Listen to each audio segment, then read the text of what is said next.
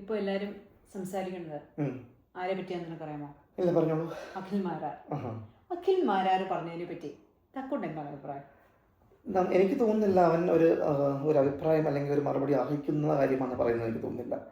ഇപ്പം നമ്മുടെ ലൈഫിൽ ത്രൂ ഔട്ട് ആൾക്കാരിങ്ങനെ പല പൊട്ടത്തരങ്ങളും പറയുന്നുണ്ടാവുമല്ലോ. അപ്പോൾ അതിനെക്കുറിച്ച് നമ്മൾ റെസ്പോണ്ട് ചെയ്യേണ്ട ആവശ്യമുണ്ടെന്ന് എനിക്ക് തോന്നുന്നില്ല പ്രത്യേകിച്ച്.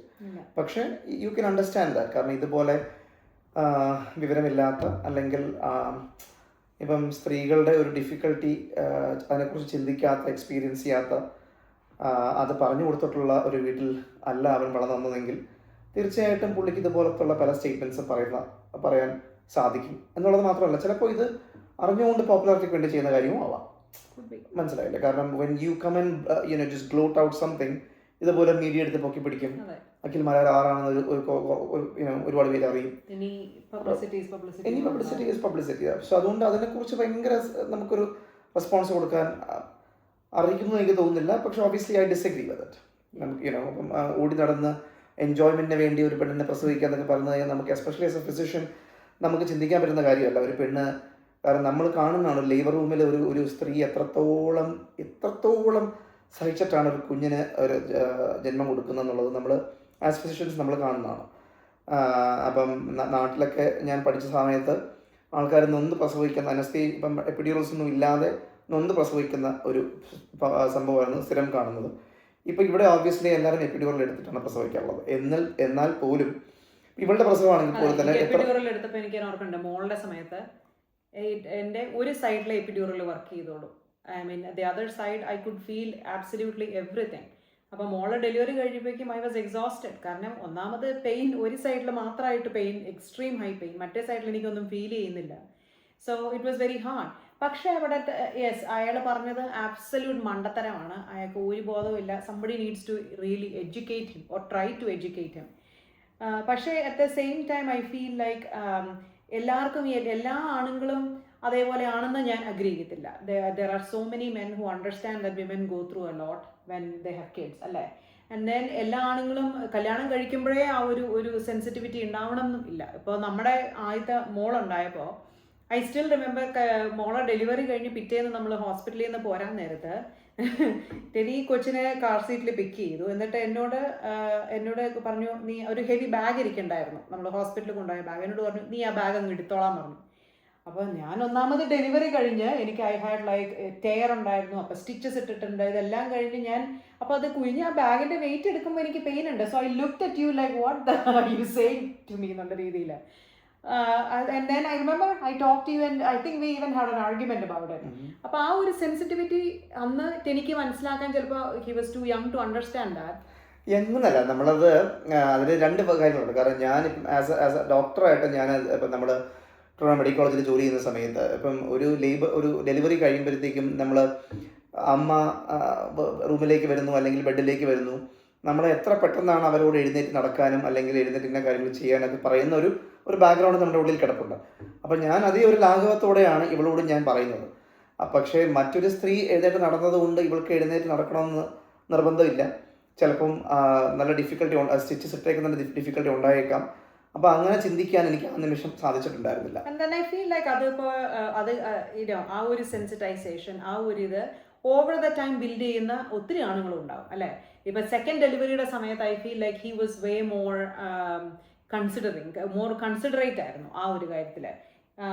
And I feel like not every man is that way, but I feel like it is one of those things. നമ്മുടെ നാട്ടിലെ ആണുങ്ങളെ ഒത്തിരി എഡ്യൂക്കേറ്റ് ചെയ്യണം ഈ കാര്യത്തിൽ.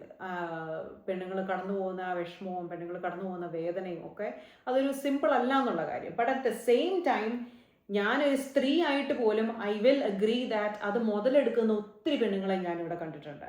ഇപ്പം നമ്മുടെ അക്വൈൻറ്റൻസസ് ഗ്രൂപ്പിൽ തന്നെ ഞാൻ കണ്ടിട്ടുണ്ട്. ഒന്ന് ഗർഭിണിയായി കഴിഞ്ഞപ്പോഴേക്കും പിന്നെ വിരൽ അനക്കില്ല എന്ന് പറഞ്ഞ പെണ്ണുങ്ങളെ ഞാൻ കണ്ടിട്ടുണ്ട്. അത് കഴിഞ്ഞാൽ പിന്നെ അവർക്ക് ഒരു ജോലിയും വീട്ടിൽ ചെയ്യാൻ പറ്റത്തില്ല, ഫുൾ ടൈം ബെഡ് റെസ്റ്റ് ആയിരിക്കണം, അവരെ അങ്ങ് പരിചരിക്കുക ആ ഒരു രീതിയിൽ. അതും I completely disagree with that.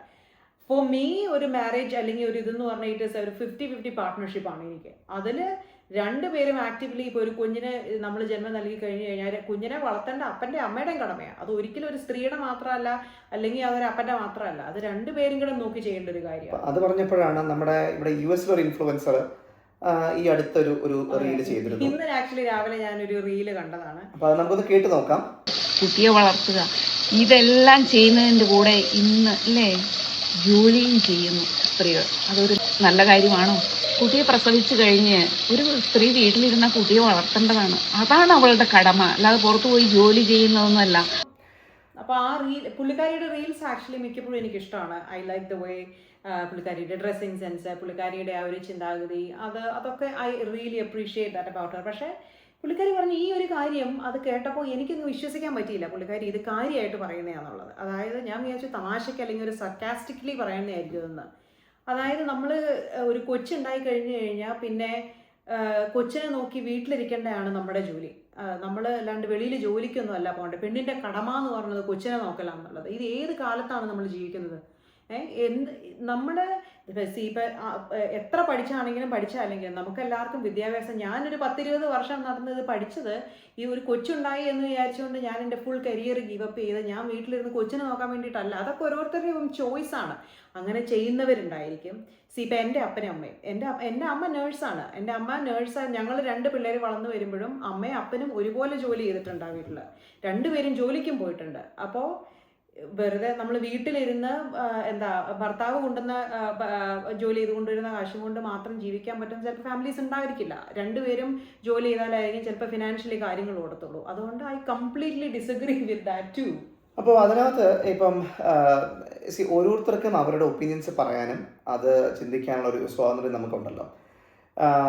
അതിനകത്ത് പുള്ളി ഇപ്പം മതിമോള് പറഞ്ഞ ആ കാര്യത്തിനകത്ത് ഇപ്പം മതിമോളുടെ വലിയൊരു സപ്പോർട്ടറാണ് ഞാൻ. കാരണം മതിമോളുടെ ഒരു സെൻസ് ഓഫ് കോൺഫിഡൻസ്, ഒരു സെൻസ് ഓഫ് സ്റ്റൈൽ, അതുപോലെ സെൽഫ് ലവിനെ കുറിച്ച് മതിമോള് പറയുന്ന കാര്യങ്ങളെല്ലാം എനിക്ക് വളരെ ഇഷ്ടപ്പെടുന്ന കാര്യങ്ങളാണ്. പക്ഷേ ഇതിനകത്ത് ഞാനിപ്പോൾ ഈ റീൽ കേട്ടത് കൊണ്ട് എൻ്റെ ഒപ്പീനിയൻ പറയുന്നുള്ളതേ ഉള്ളൂ. ഇപ്പം ജിയെ പറഞ്ഞ പോലെ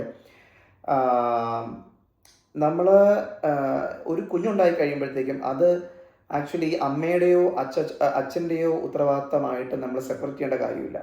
ഓരോ 2 പാർട്ട്നേഴ്സിനും അതിന് പങ്കുണ്ട് അല്ലേ. അത് ഒരാൾ ചിലപ്പം ചെയ്യുന്ന കാര്യങ്ങളായിരിക്കില്ല മറ്റേ വ്യക്തി ചെയ്യുന്നത്. പക്ഷേ 2 പാർട്ട്നേഴ്സും ഒരേപോലെ ഹാർഡ് വർക്ക് ചെയ്തും കോൺട്രിബ്യൂട്ട് ചെയ്തും വേണം ആ കൊച്ചിനെ വളർത്താൻ. അങ്ങനെ വളരുന്ന കുഞ്ഞുങ്ങൾക്ക് ആക്ച്വലി അതിൻ്റെ ഗുണങ്ങളുമുണ്ട്.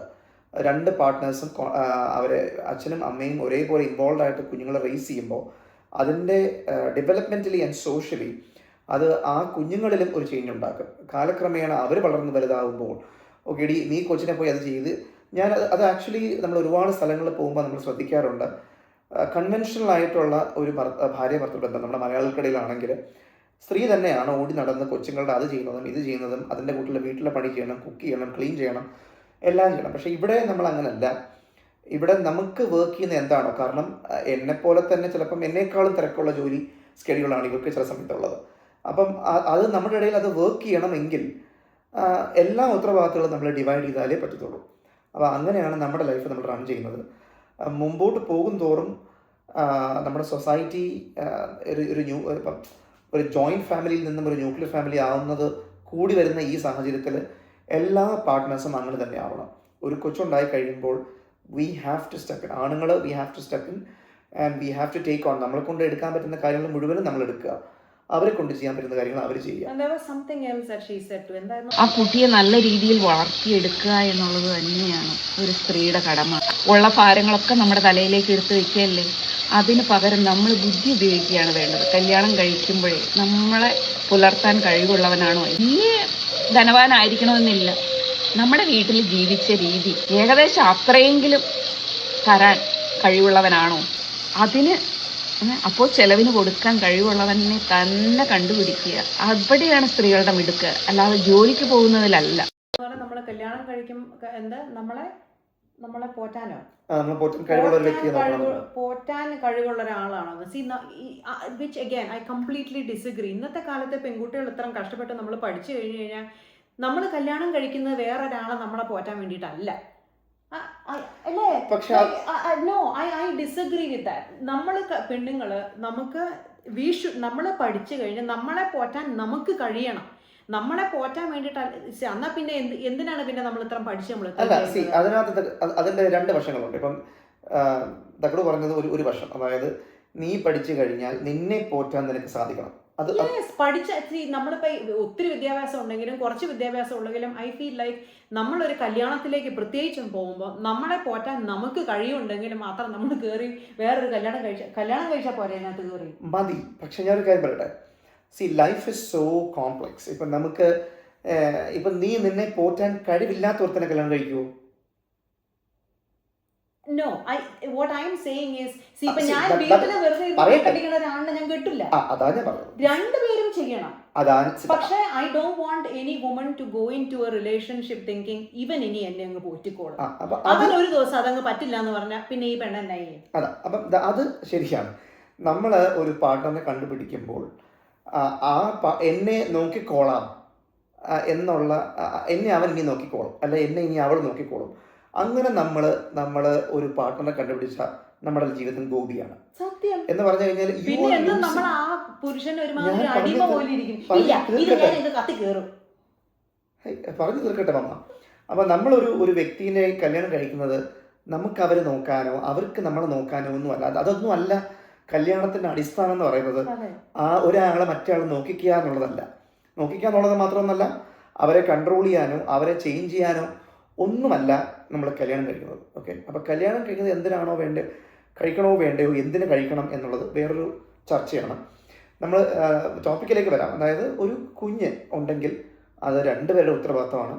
പിന്നെ രണ്ടാമത് പറഞ്ഞുകൊണ്ടിരുന്ന കാര്യം, ഈ പറയുന്ന ഒരു സ്ത്രീ, ഒരു പുരുഷൻ അവൻ്റെ ജീവിതം മൊത്തവും പഠിക്കുന്നത് പോലെ തന്നെയാണ്, ഒരു വ്യത്യാസവുമില്ല. ഒരു പെണ്ണ് പഠിച്ച് അവരുടെ പേരൻസിൻ്റെ കംപ്ലീറ്റ് പ്രതീക്ഷയും ഹോപ്പും പൈസയും എനർജിയും എല്ലാം ഒരു ആൺകുഞ്ഞിനും പെൺകുഞ്ഞിനും ഒരേപോലെ ഇട്ടാണ് സാധാരണ അത്യാവശ്യവും വിവരവും വിദ്യാഭ്യാസമുള്ള പേരൻസ് അവരുടെ മക്കളെ വളർത്തുന്നത്. അപ്പോൾ ആ പെണ്ണ് വലുതായി കഴിയുമ്പോൾ അവൾ കൊച്ചിനെ നോക്കി വീട്ടിൽ ഇരുന്നാൽ മതിയോ? അല്ലെങ്കിൽ അവൻ വേറൊരുത്തൻ്റെ ഡിപ്പെൻഡൻ്റ് ആയിട്ട് ജീവിക്കേണ്ട ആവശ്യമുണ്ടോ? അതൊന്നുമില്ല. ആ പുരുഷൻ എത്രത്തോളം വർക്കിലും കരിയറിലും ഫോക്കസ് ചെയ്യുന്നോ അത്രത്തോളം തന്നെ ആ സ്ത്രീക്ക് വർക്കിലും കരിയറിലും ഫോക്കസ് ചെയ്യാൻ സാധിക്കണം. ആ ഒരു നിലവാരത്തിലേക്ക് നമ്മൾ ആണുങ്ങൾ ഇവോൾവ് ചെയ്യാന്നുള്ളതാണ്. ആണുങ്ങളും പെണ്ണുങ്ങളും. അതെ, ആണുങ്ങളും പെണ്ണുങ്ങളും. ഇപ്പൊ ഒരു സ്ത്രീയാണല്ലോ ഇത് പറഞ്ഞത്. അതെ. So that is where both men and women have to change.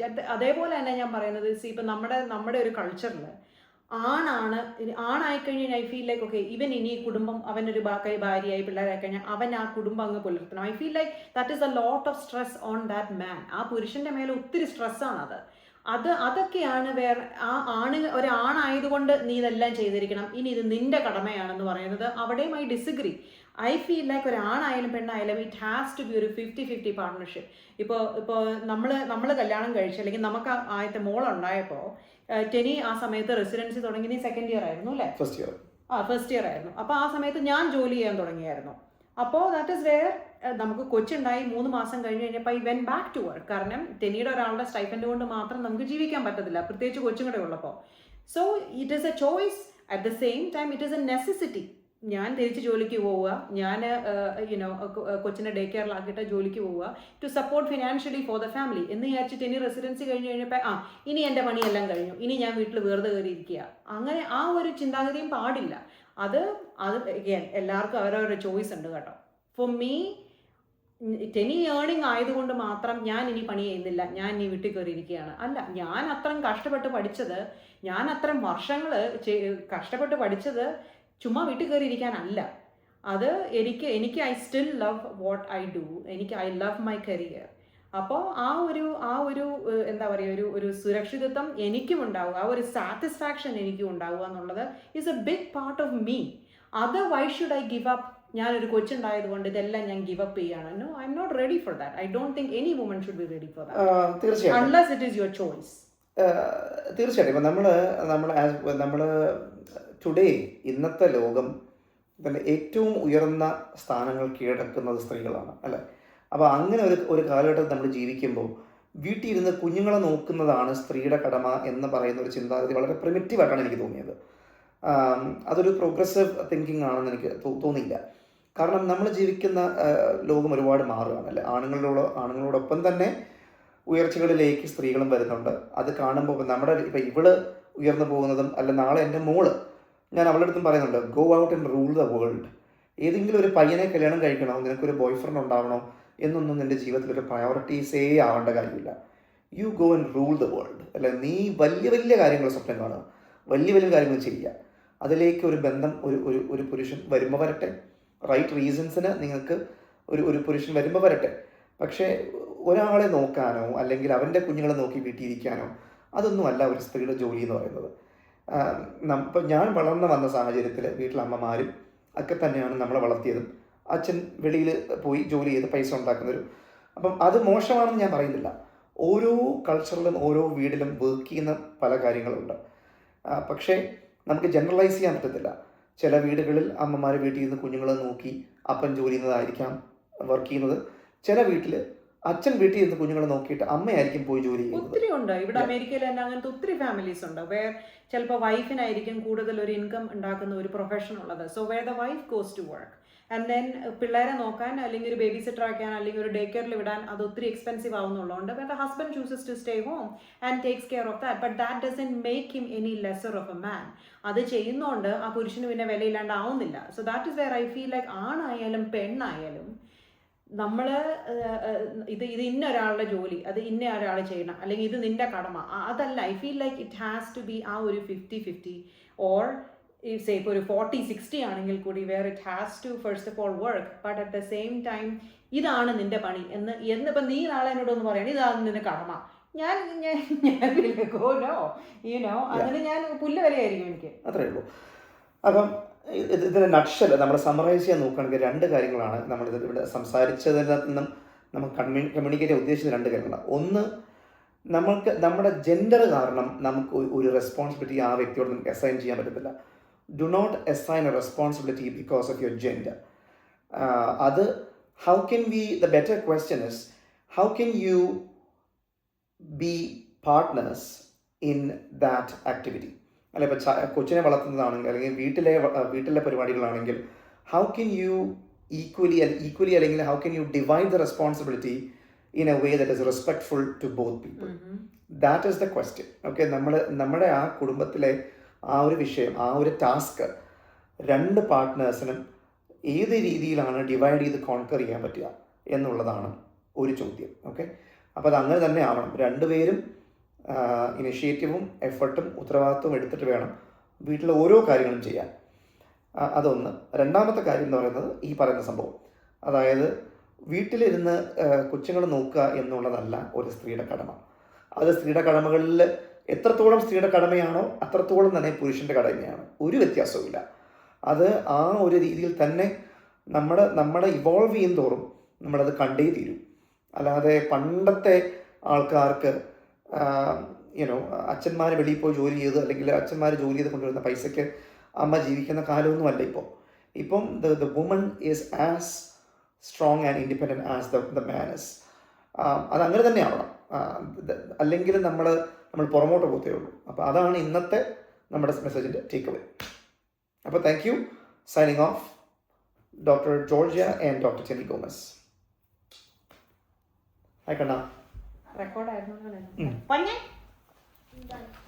You done? Okay. Hopefully it is recorded in the right way.